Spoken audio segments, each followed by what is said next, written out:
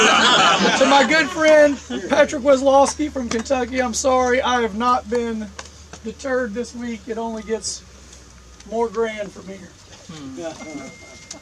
Thank you, Fred. So on behalf of the North Carolina Society and our nearly 1,600 members, I bring you greetings here at the final event of the 136th Congress held for the National Society Sons of the American Revolution.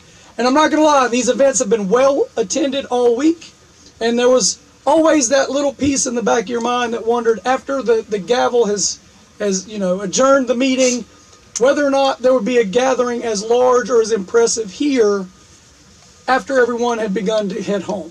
And I can tell you, it warms my heart warmer than the sun here today to see this many people willing to come out in the heat after a long and busy Congress to honor the patriots that are born here.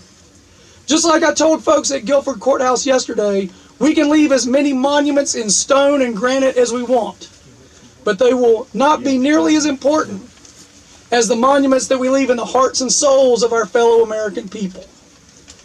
And in those monuments should be etched the words from the Declaration of Independence that start with, "We hold these truths to be self-evident, that all men are created equal.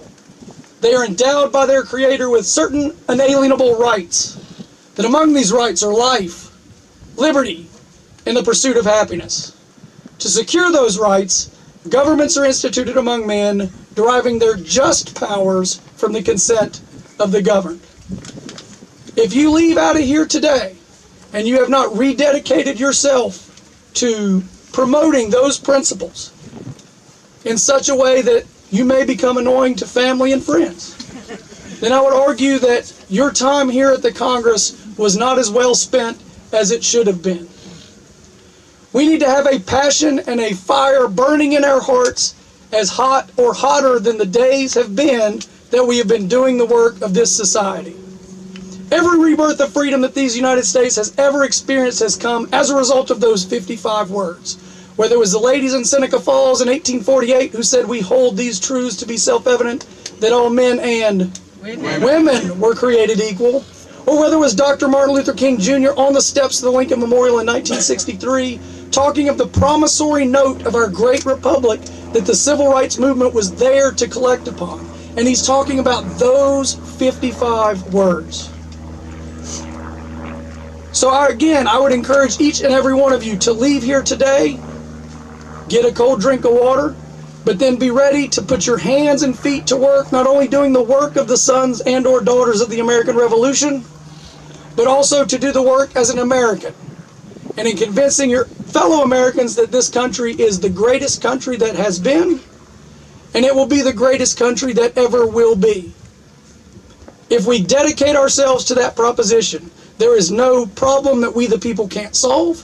There is no challenge that we cannot face, whether petty or extreme, that we can't ensure that these United States endure for another 250 years.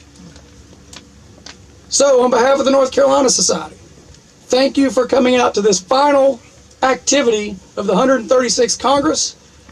We look forward to sharing this with you, seeing you safely home, and then seeing you again down the road as we continue to do the work of the Sons of the American Revolution. Thank you. Huzzah! Huzzah!